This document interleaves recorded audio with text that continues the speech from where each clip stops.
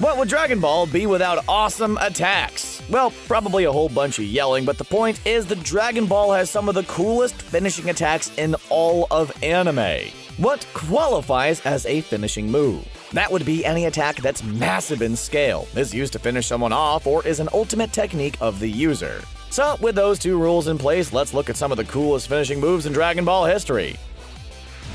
We just had to start off with Vegeta's devastating Final Flash attack, since, well, it has Final in the name, and what screams finishing move more than that? Vegeta's Final Flash, on top of having a killer name, is also incredibly cool, effective, and downright destructive. The attack consists of gathering energy with his outstretched arms and hands before forming an orb that then shoots out a massive beam of electricity and ki.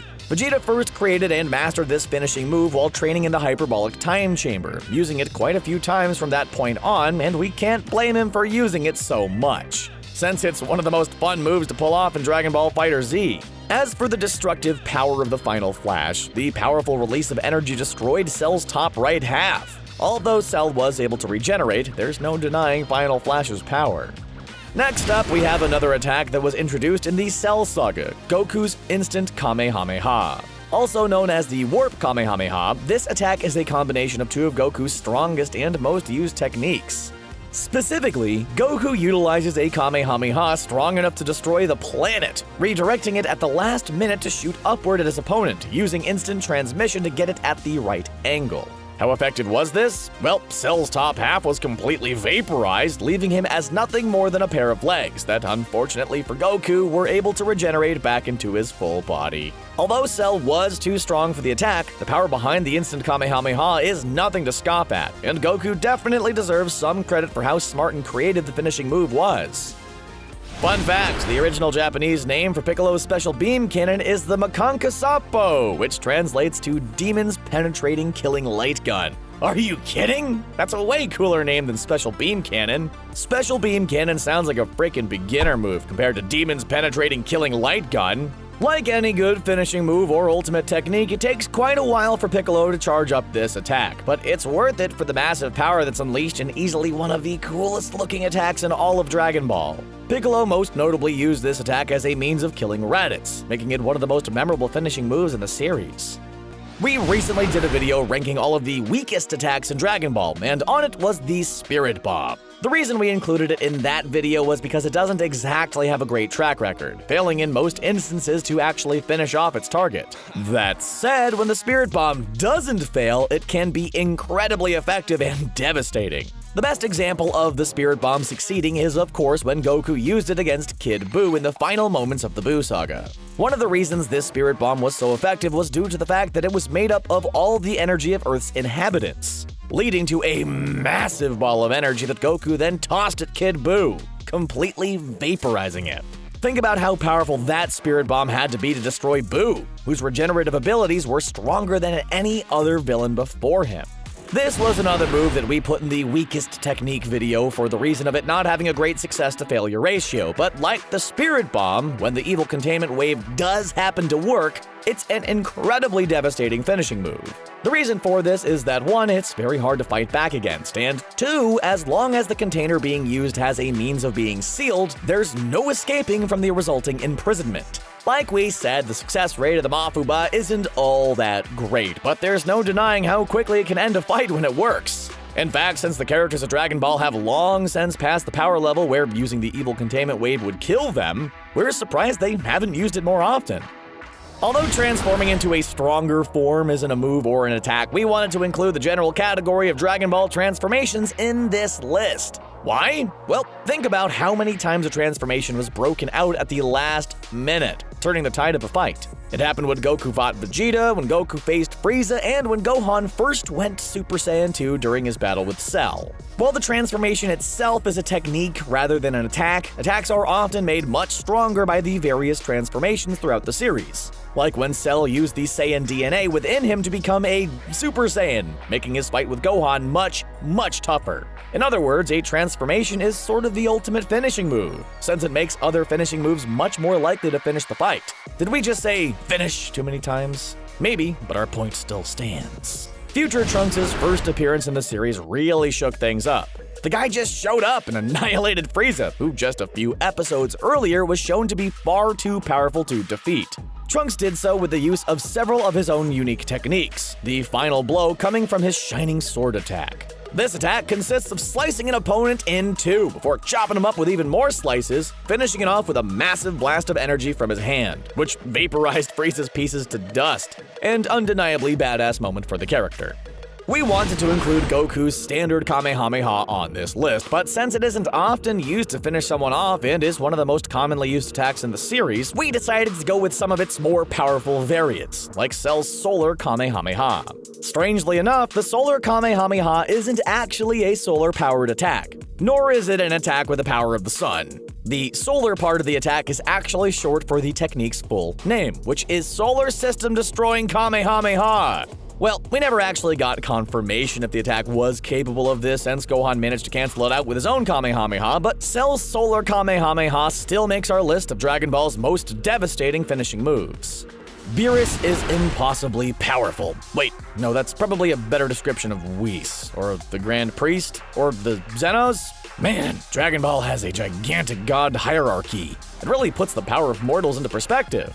Anyway, despite there being a few deities above him, Beerus is still incredibly powerful in his own right, as seen when he battled against Goku.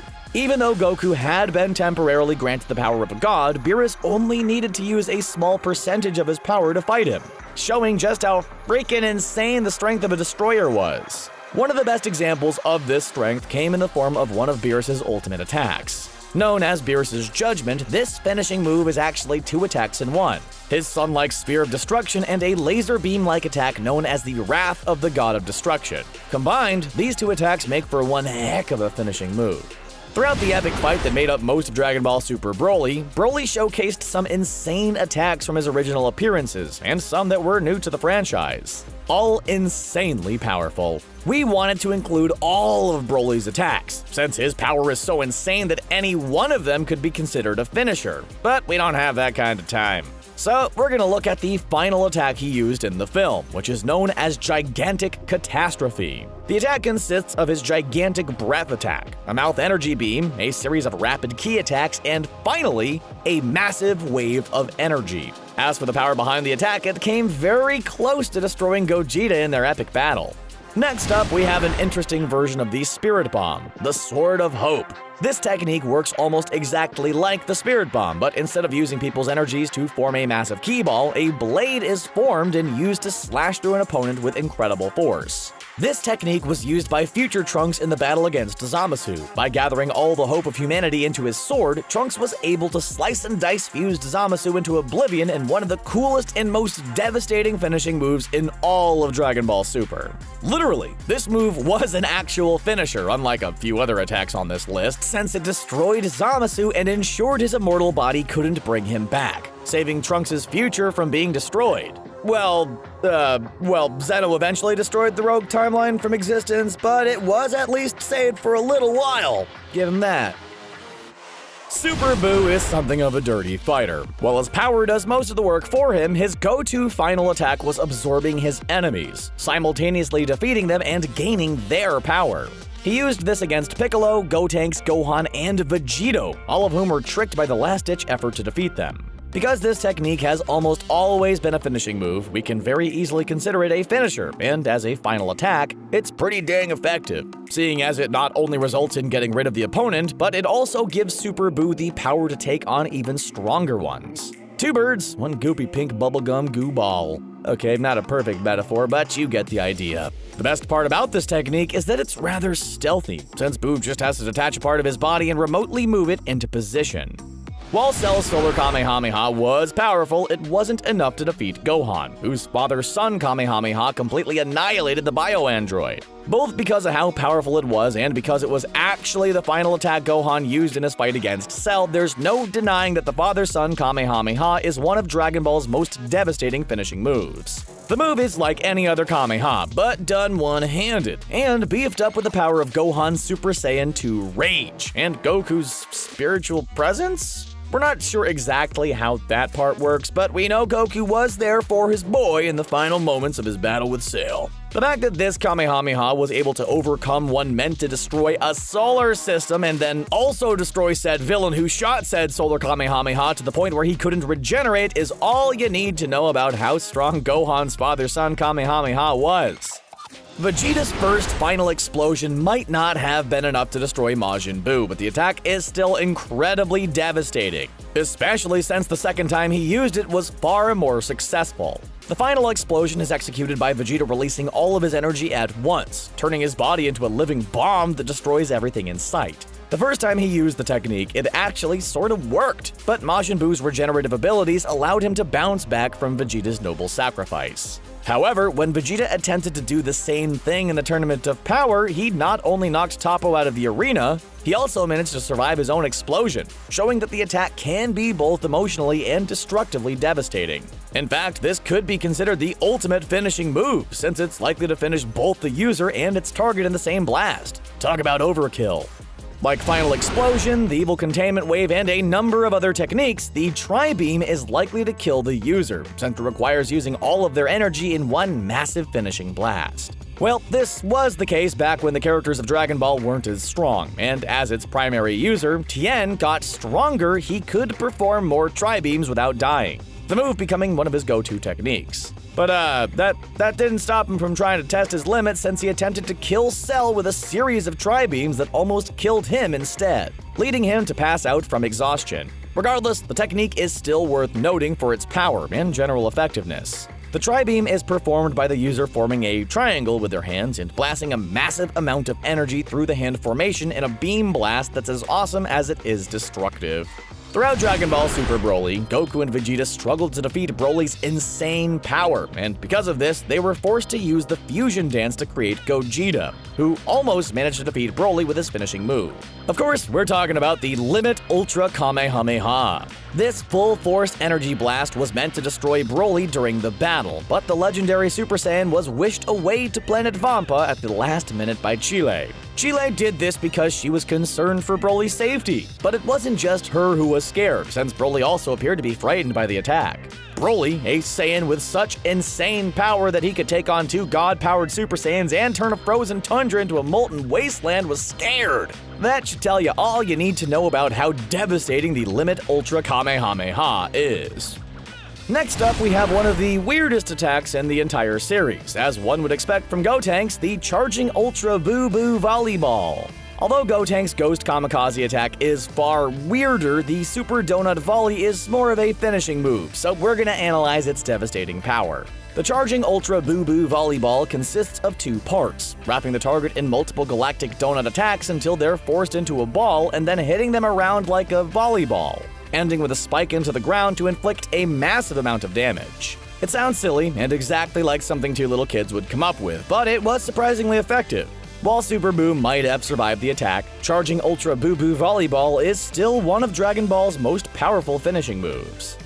Vegeta's final explosion is pretty effective despite it failing to kill Boo in its first attempt, but it's not the only self-destruction technique in Dragon Ball. In fact, there are two other prominent examples in the series that are worth noting. It's a bit of a stretch, but there's no denying that when Yamcha and Chaozu died as a result of self-destruction, both the characters and the viewers were mortified at their passing. Sure, Yamcha's death became a meme, but you can't tell us you didn't feel something when it happened. Krillin definitely did, since he ended up annihilating the remaining Cybermen after Yamcha's death sparked a rage within him. Suffice it to say, while the self-destructive techniques of the Cybermen and Chaozu might not be very powerful, they're some of the most emotionally devastating finishing moves.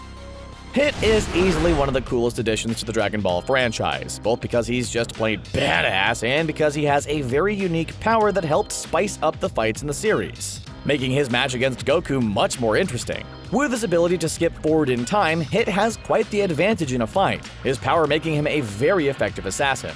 And speaking of assassination, the attack that Hit uses to finish off his targets, and thus his signature finishing move, is known as the Flash Fist Crush. With a name as awesome as that, you'd think the attack was incredibly powerful, and you'd be right.